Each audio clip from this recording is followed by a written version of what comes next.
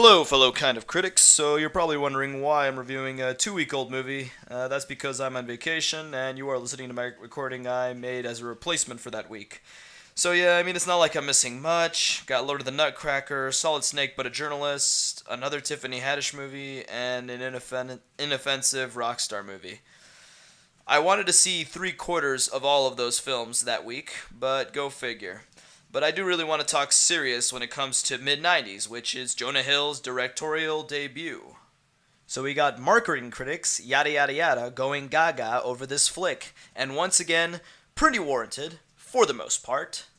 So we get a 13-year-old boy who's trying to fit in Los Angeles and wanted to belong somewhere. Luckily, the skater scene is still hot, and Tony Hawk Pro Skater 1 was definitely still a thing.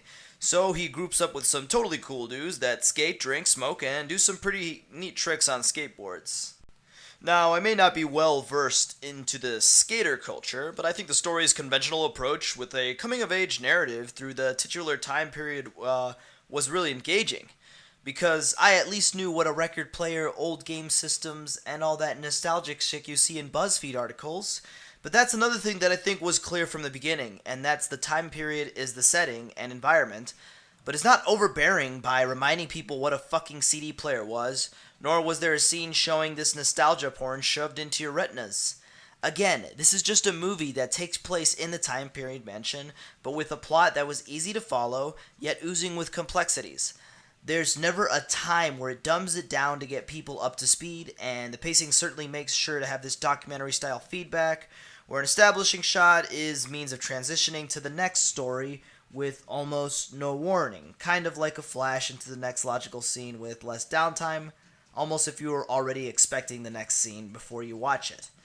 I know I'm talking a lot of basic film shit here, but you need to realize that movies today love to stuff needless dialogue and fluff bullshit to kill the runtime. Yet a simple story about a kid growing up can be done near perfectly in an hour and a half, according to this movie.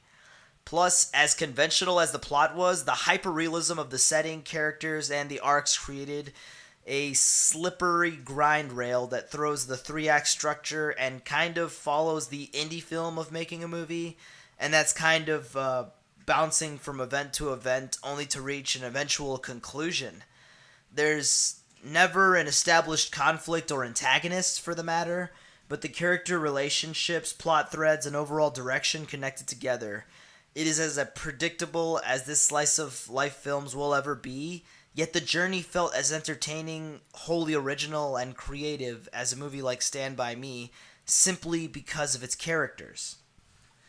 And boy, and if you get child actors like the ones in the mid 90s, you've got a movie that's become very much really bearable. If you thought the movie It scenes depicting teenaged boys and a single girl felt weird, this entire movie is dedicated to make any helicopter mom scream and 20-year-olds feel bad that we will never be as cool as these kids. And I'm mostly talking about myself. Getting kids that were just as talented in acting as they were in skating just feel like really makes it work. And the real heart and bravery of the story comes from this gang of misfits who never felt disingenuous, yet never hit that threshold of being too annoying in the film. I think the scariest part of this movie is seeing how real this all feels.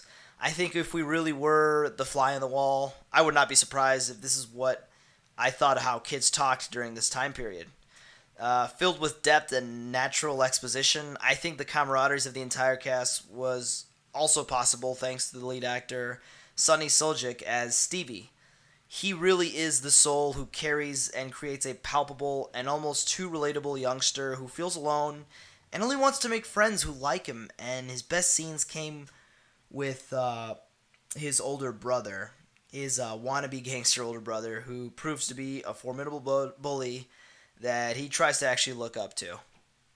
And trust me, I could really go all day about what made the subtle acting and nuances of this kind of child acting work in almost every scene, but I think the deeper dive and enjoyment I think I appreciated more from this film was the level of depth that I never expected out of movies like these. The careful thought and actions from the script to the screen all serve to really dive into topics of how children adapt to change, why they act out, and what kind of perspective they tend to have with the world around them.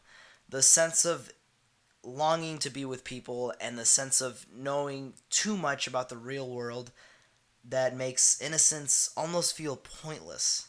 The movie makes you dig plenty of holes about the childhood you probably had, but does it in a way that balances the good and the bad lifestyles that these kids probably have. The reality and the idea of growing up never felt pandering nor predictable, and in its execution. And I think for his first time, Jonah Hill really pulled this off. And in fact, I think I can tell that Jonah Hill really knew a lot about what he wanted to this movie, and the real genuine feelings and understanding of each character made me really wonder if he adapted this narrative from his own life experiences. But I'm sure there's something about that in an interview or something, so, go figure. Boop, ba, boop. But I think the creativity was always there, and the grainy film effect never felt pretentious nor distracting, especially as it reflects well with a few interesting jump cuts, Dutch angles, and even creates some interesting angles with lighting that makes his first outing really memorable. Now, the fault that I feel this movie commits is how the escalation was rushed and the payoff felt a bit too on the nose for what it's worth. It's like having a puzzle piece that is gone. And, well, no, it's like a whole puzzle picture. I don't know what the fuck I'm saying right now. I'm really tired.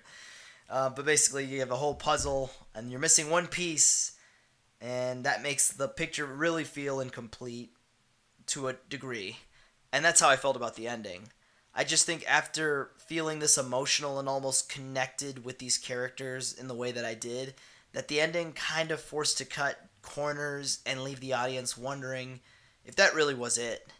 All those themes and structures set up are practically resolved before the end, and even then it became more about how impactful it set out to be and how much runtime was left. But make no mistake, mid 90s is a good first for Jonah Hill, and I hope that we get to see more of what he can do behind the camera, and I feel like it'll become more polished, and I really let him create more interesting stories, you know, out of everything that he's done, especially when it comes to different circles of people. 5 out of 6, you won't be disappointed. Hope this actually makes the box office top 5.